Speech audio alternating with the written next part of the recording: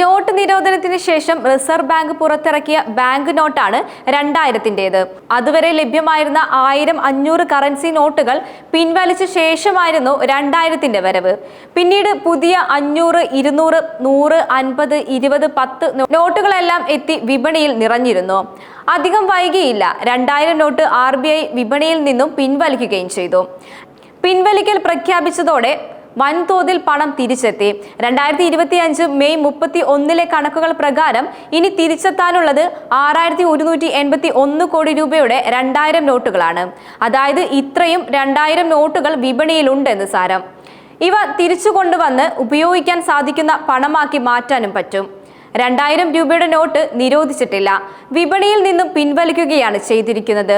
എങ്കിലും അവ ഉപയോഗിച്ച് വിപണികളിൽ ഇടപാടുകൾ നടത്താൻ പറ്റില്ല. ബാങ്കുകളിലെത്തി മാറ്റിയെടുക്കുക മാത്രമാണ് ഒരു പോംവഴി. 2023 ഒക്ടോബർ 7 വരെ എല്ലാ ബാങ്കുകളിലും നോട്ട് മാറ്റി എടുക്കണമായിരുന്നു.